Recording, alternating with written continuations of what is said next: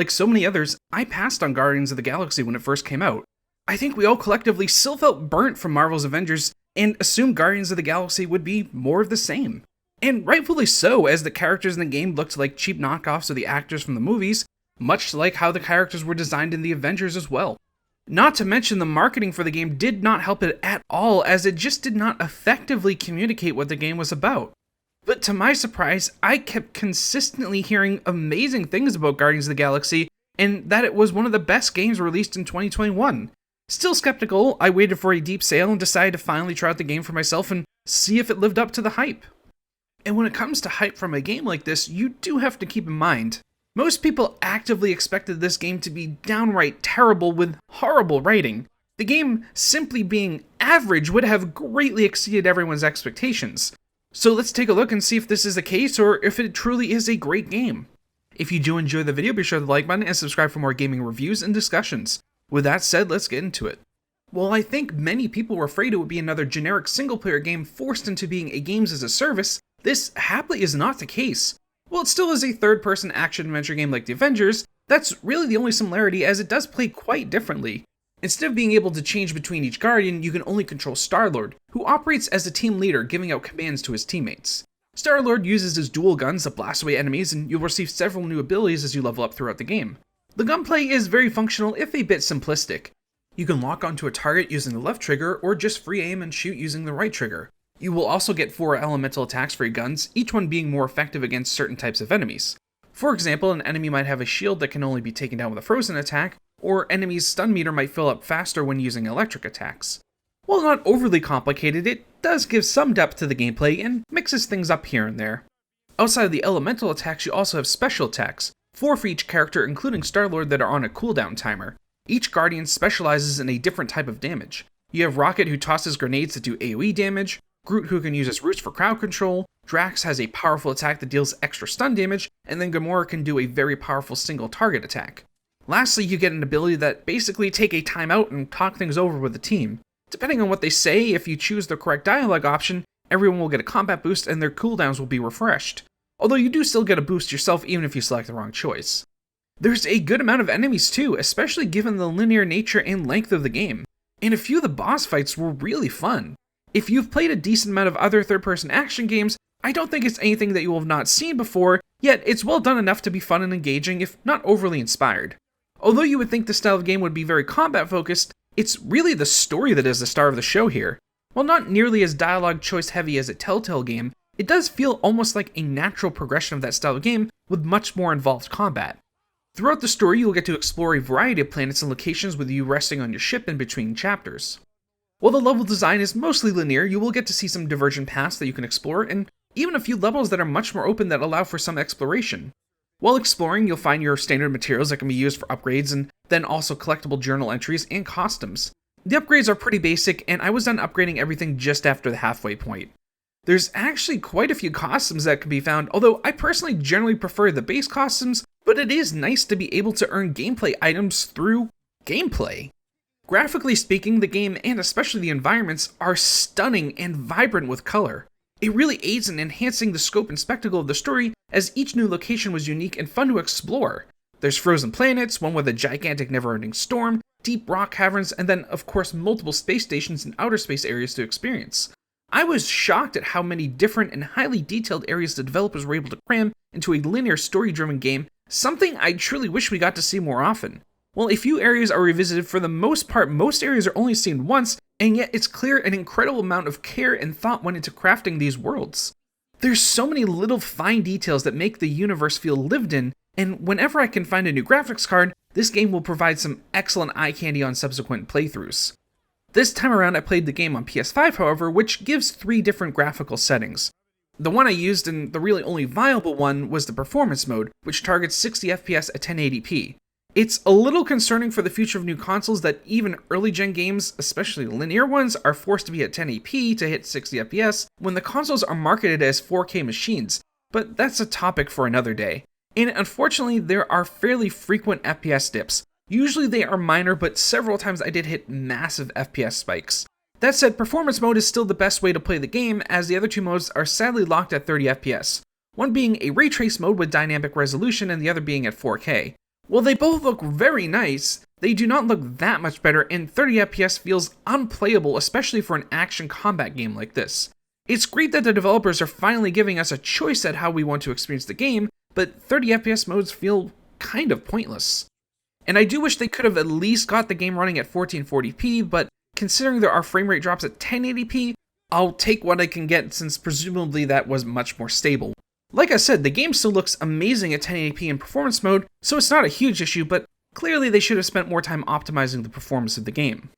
I have to say, even after seeing some gameplay and hearing so much about the game, it was still not what I expected it to be when it came to the story, in a very good way. While it contains a mix of elements from both the comics and the movies, the game also has its own unique story beats not seen in either. And in some ways, I think the writing team was actually able to expand upon and enhance certain characters and story arcs. I actually do not want to give away too much of the story, as this is through and through a narrative-driven adventure. But to set things up, the Guardians are traveling to the Quarantine Zone, a restricted area policed by the Nova Corps where dangerous relics from the Galactic War are stored. So, of course, the Guardians are there looking to capture a monster to sell to Lady Hellbender for some quick cash. To no one's surprise, things go terribly wrong and the team is forced to leave without anything to show for their struggles. On their way out, they end up being caught by the Nova Corps, led by Peter Quill's ex-girlfriend, who is clearly not very happy to see him. After Peter saves his ex's daughter from an accident that happens on the ship, she gives him an 8,000 credit fine that must be paid in 3 cycles. The rest of the Guardians complain that that is too much money to come up with in that short amount of time, so they decide to deceive Lady Hellbender by selling her one of the Guardians, of your choice, and then sneaking in to free them afterwards. This is one of the first major choices in the game which will affect certain dialogue and scenes later on in the game. While the choices do seem major, everyone will experience the same ending, and this does seem to be the best of both worlds situation. The dialogue choices will help give a variety when we're playing the game, but at the same time everyone will get to experience a well-crafted and curated story and not have to worry about getting the often dreaded bad ending that we see in so many other games. I do not want to give away too much more of the plot, but suffice to say, things do not go as planned with Lady Hellbender. The actual main plot is set up after this event, which leads to the Guardians needing to save the galaxy. Again, this is a very narrative-driven game, and while I do want to go into more details with the story, I do think it's best experienced going in completely blind like I did. The story is that rare mix of character and plot-driven narrative which ties in a universal destruction plot that feels personal to the characters experiencing it. Like I said earlier, the characters are a mix of their movie and comic book counterparts with some originality thrown in. While Drax, Rocket, and Groot are fairly similar to the movie adaptations, Peter and Gamora are somewhat different. Peter's story is along the same lines as what we saw in the movies, but there are some key differences this time around. You get to see flashbacks to Peter's childhood home where you meet his mother. This helps establish that important emotional bond Peter had with her and his love of music and other 80s nostalgia as you get to explore his room. His house is incredibly detailed, and I feel like anyone who grew up in the 80s will have a great time exploring it, and of course the music the franchise is known for is very good this time around. They went with some different licensed songs than from in the films, and while the selections are mostly good, some songs felt more like nostalgia bait than actually being selected from a highly curated list. There's a music player on the ship that you can interact with, that you can listen to any song on the soundtrack that you want while hanging out on the ship as well. There's also several songs made by a fake band that was created for the game, and those songs are actually really good. I wasn't crazy about the singer, although I do want to be clear he was not bad by any means, but the accompanying band was amazing, and they actually created an entire album for the game. I love seeing things like this that go above and beyond that help create the best possible experience for players, and it worked out really well here, especially given the importance of music to Peter Quill's character. When it comes to Gamora, I feel like she has much more personality than we had seen from her character in the movies, and I ended up enjoying the character a lot more because of it. She's still the deadliest assassin in the universe, however she is also very vulnerable and clearly scarred from the abuse she received from Thanos, as anyone would be. This is actually a theme running throughout the game, as all the Guardians are incredibly powerful, yet all of them have experienced some extreme traumas in their past, causing character flaws and insecurities. This makes them feel much more relatable, and helps them bond as a team as they overcome their adversities together. This was a huge focus of the game, and I really enjoyed seeing the characters grow throughout the story, and it helped make the plot feel more personal to the characters experiencing it, in turn making a much more satisfying experience to enjoy. That experience was also further enhanced by more than a few incredible vocal performances. Kimberly Sue Murray as Gamora in particular stole the show with a strong performance that really helped capture the character the developers set out to create. She had to do a very wide range of emotions and situations, and I really can't believe she wasn't nominated for a Game Award. Or on that matter, any of the main cast, as they all had very strong performances.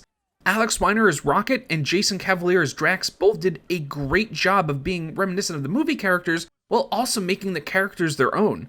John McClaren as Star-Lord was the only odd choice, and not because of his talent, because he did a great job technically speaking.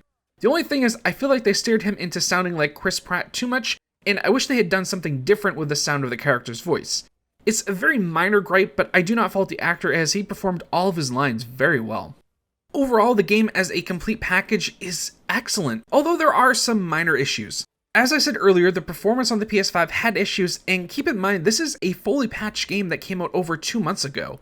I also experienced several bugs, although they were mostly audio issues and not game breaking. It's by no means the worst I've seen, although I do wish they had put more time into the QA and hope they continue to patch and improve the game going forward.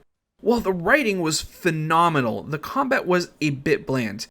It by no means ruins the experience, but it doesn't exactly elevate it either. I kind of assumed we'd be able to play as any of the Guardians, and it does feel like they kind of cheaped out a bit by only letting us play as Star-Lord. However, if there is a sequel, and I really hope there is one, this is one area they'll be able to improve and expand upon greatly. The only issue is, relative to how big the budget must have been for the game, it really didn't sell very well. While I can't find any exact numbers, I have seen speculations that it sold between 1 and 2 million copies, and that it did not sell anywhere near what Marvel's Avengers sold. While 1 to 2 million copies would be considered a lot by most people's standards, this is a major IP owned by Disney and published by Square Enix, who have notoriously impossible standards when it comes to game sales numbers. As I said at the beginning of the video, many people rightfully felt burnt by Marvel's Avengers and decided to pass on Guardians of the Galaxy. Well, I actually agree with this on a philosophical level, in the sense that people are voting with their wallets, letting Square Enix know that their behavior with Marvel's Avengers was unacceptable.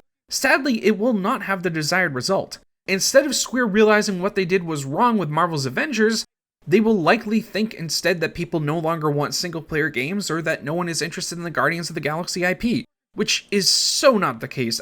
From everything I see, people want more single-player games, not games as a service shoved into any game that publishers can get their hands on. And I feel bad for the developers, as they clearly cared about the quality of the game they were making and put a lot of thought and effort into developing a great game, and now are being unfairly punished for Square Enix forcing Marvel's Avengers into being a games as a service. I really do hope that Eidos-Montreal will get another chance with the Guardians IP, and I think next time around, considering how well received this game has been, I think it will sell a lot better. Although I am extremely doubtful that Square Enix will realize the real reason why Guardians of the Galaxy did not sell well. However, the game has been seeing a very positive word of mouth, and as it continues to go on sale, I do think more and more people will enjoy the game. Don't get me wrong, this is by no means a masterpiece, but it's a very well-written game that I think people who are fans of the franchise will enjoy a lot. With that said, I'm going to give Guardians of the Galaxy a 7.5 out of 10. It felt like a steal at the price I got it for at $26, and would have felt alright with the experience even if I had paid full price. If you're a fan of the franchise or just like story-driven third-person adventure games reminiscent of recent Sony big-budget games, then I absolutely recommend picking this one up. And that does it for this year's reviews, so my top 5 best games of 2021 video will be coming up next. It was a bit of a weak year in gaming overall, but I mean, considering so many things were delayed, it's almost understandable. That said, next year looks absolutely jam-packed, as there are almost too many games coming out. I'm really excited to see what happens though, and I have a lot planned going forward for the channel. Thanks so much for watching, I'll see you on the next video.